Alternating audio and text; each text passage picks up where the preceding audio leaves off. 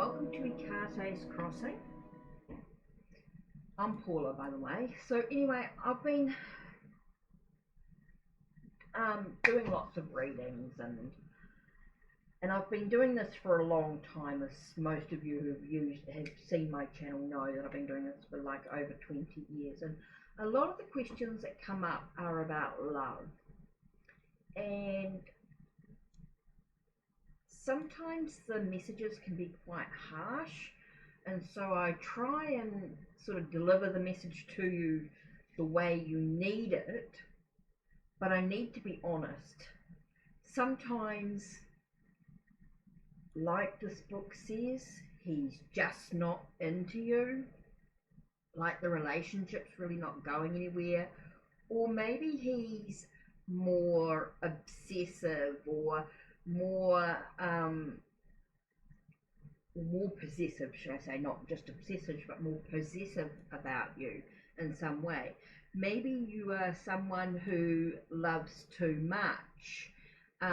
These are some of the books that I have in my collection that I totally can recommend.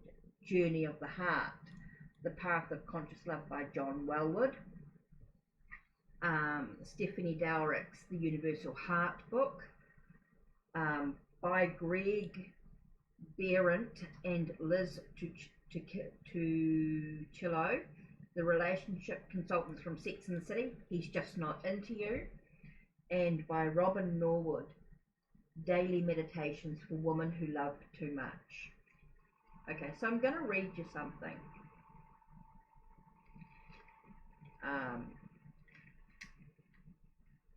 Whenever we attempt to force a solution to another's problems, we are loving too much.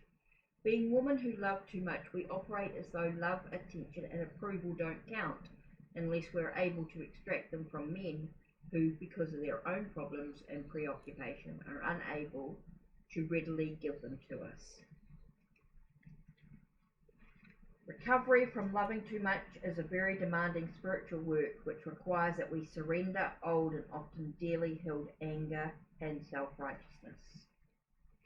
So those are some of the things that are in this book. So if you want me to go further in this book, if you want me to sort of share a little bit more about it, let me know. Okay, let's go He's Just Not Into You. Let me just read a little bit here. Just from the first sort of chapter. Let's just read someone here.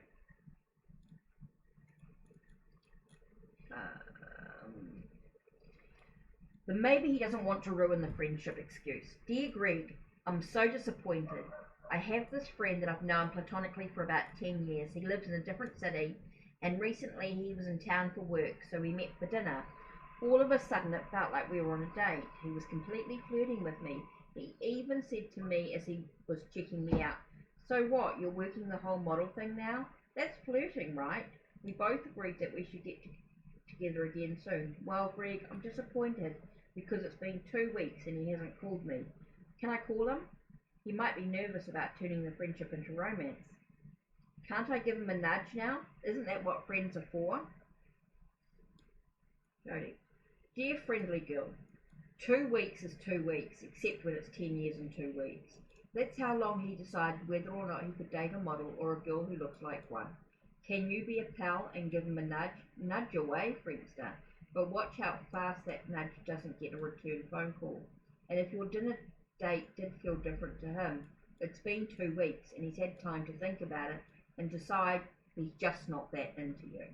Here's the truth. Guys don't mind messing up a friendship if it could lead to sex. Whether it be a fuck buddy situation or a meaningful romance, go find someone that lives in your zip code who'll be rocked to the core by your deep conversation and model looks. I hate to tell you, but that whole I don't want to ruin the friendship excuse is a racket. It worked so well because it seemed so wise. Sex could mess up a friendship.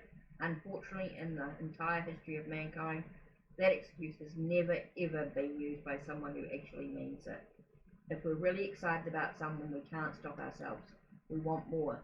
If we're friends with someone and attracted to them, we're going to want to take it further.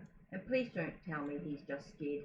The only thing he's scared of, and I say this with a lot of love, is how not attractive to you he is. But maybe he's intimidated by me excuse.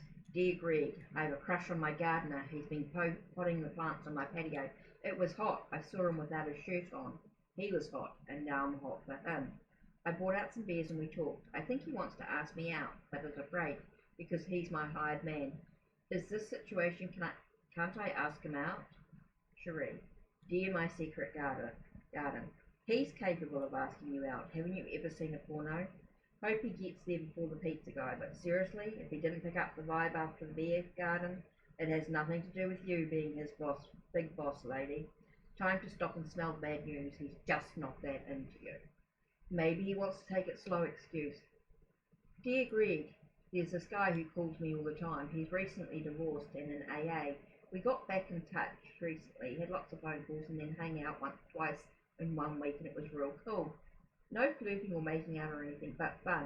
Since then he calls me all the time, but doesn't even ever suggest we see each other in person again. It's like he got scared or something. I could understand if because of the divorce, alcoholic, starting a whole new life stuff, he wanted to take things slow. But he still calls me all the time to have a long heart-to-heart talks. What the hell should I do with this guy? Jen. Dear Pillow Talk, sadly, not wanting to see you in person is massive as far as dating obstacles go. And as far as the recently divorced, newly sober, starting a new life parts, blah blah blah, I'm getting sleepy, it's hot, I'm going down for a nap. When I wake up from the nap, I'll probably thrill to the news that your friend is taking control of his life. You, however, will still not be going on a date, because despite all your excuses for him, he's still not asking you out. Now, if you're a person who enjoys a slightly satisfying phone relationship, talk on. But at this point, it seems like he's just not that into you. Be his friend if you're at all interested on that level, but move your romantic inclinations onto a more suitable future husband. Are you getting it? I love that book. It's one of my favorites. And it's one that I really recommend to anyone who is just not getting the fact that he's just not into you. It's just a really good book for anyone who's starting on the dating scene. The Universal Heart. Whoops, I just dropped my deck. Just what I wanted to do. Oh, okay. Stephanie Dowrick's The Universal Heart. Let me just read something here.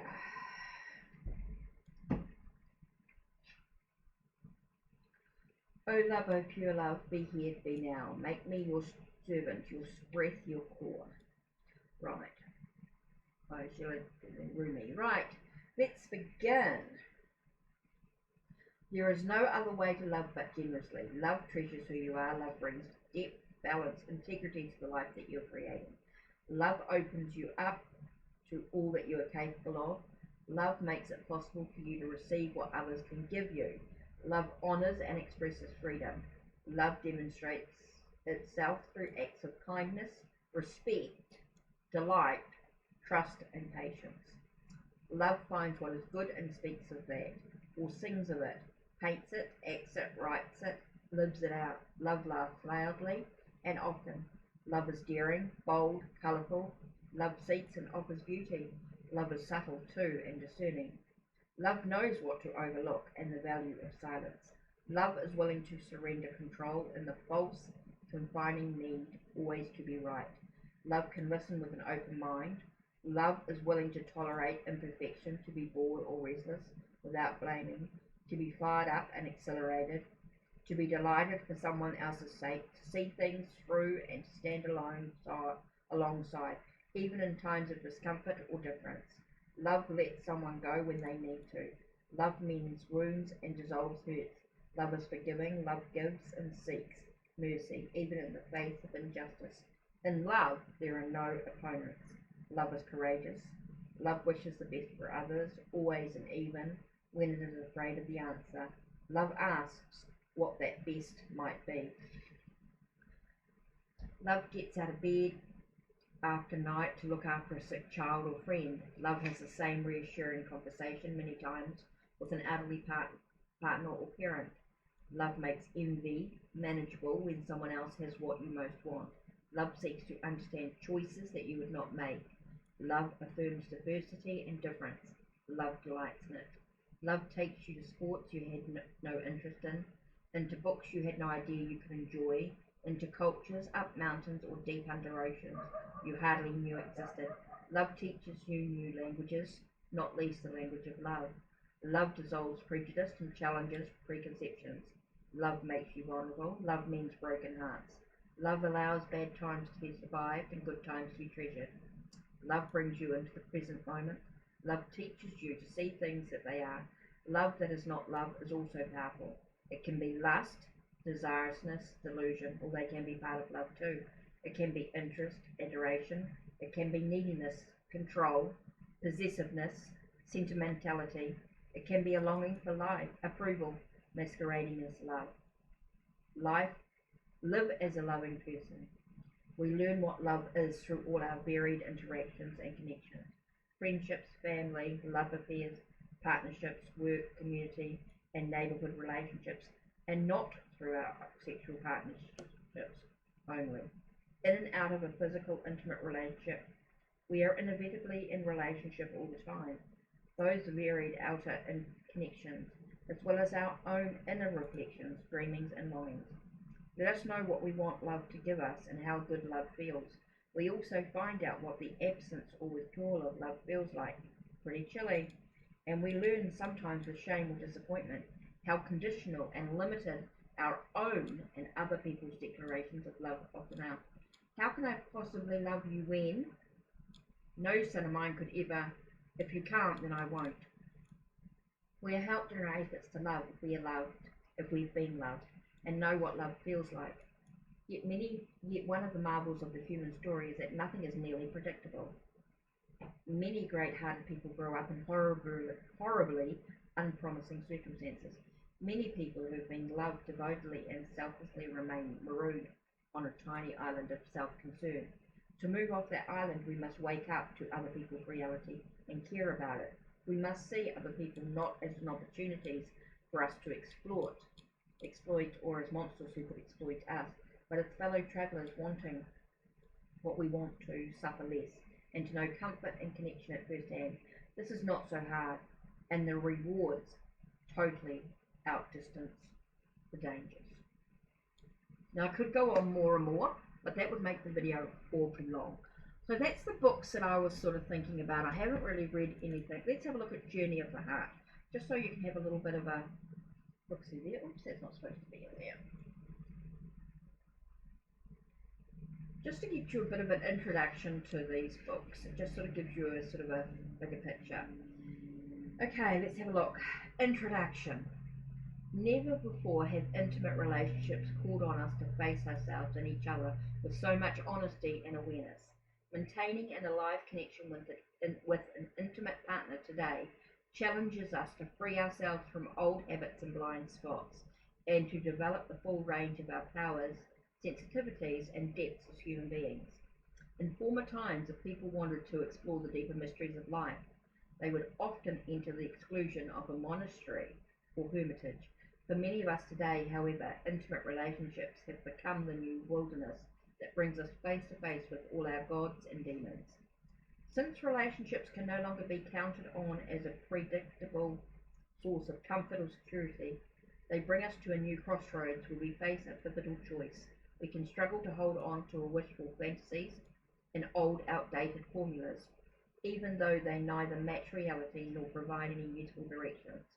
Or instead, we can learn to use the difficulties in our relationships as opportunities to awaken and bring forth our finest human qualities, such as awareness, compassion, humour, wisdom, and a fearless dedication to truth.